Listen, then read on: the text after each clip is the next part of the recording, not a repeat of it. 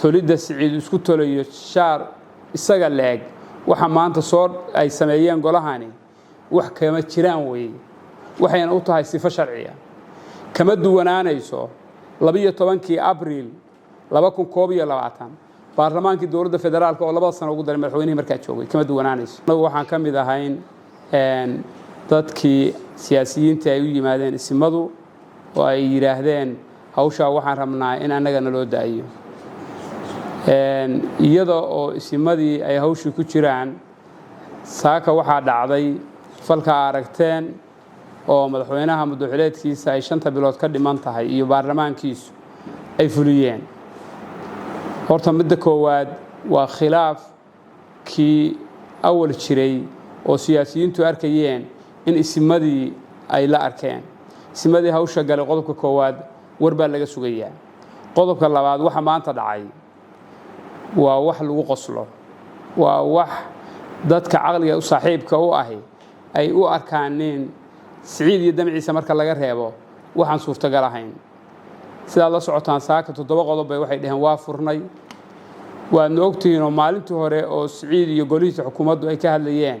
waxay ka hadleen qodobka 46 kaliya inay furayaan saaka waxay dhaheen 7 qodob baan furnay 7 qodob ay fureen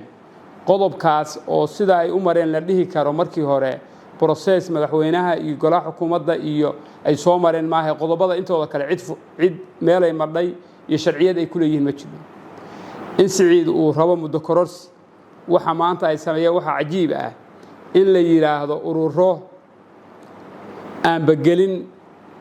tartan oo aan ka qayb galin tartan iyo ururadii guuleystay oo ka qayb galay tartanka waxay u siman yihiin urur ahaan bay kulligood yihiin urur waxa lagu noqdaa sharciyad iyo sifo iyo wax heshiis lagu yahay iyo intii la tartamo in xubno la helo urur aan ba xubno helin waxyaabo cajiibka inay waxba aysan ka jirin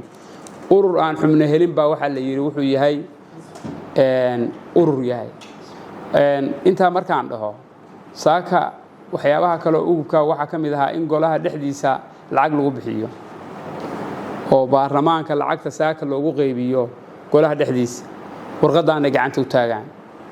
waxaan u sheegaynaa ummadda reer Puntland ummadda Soomaaliyeed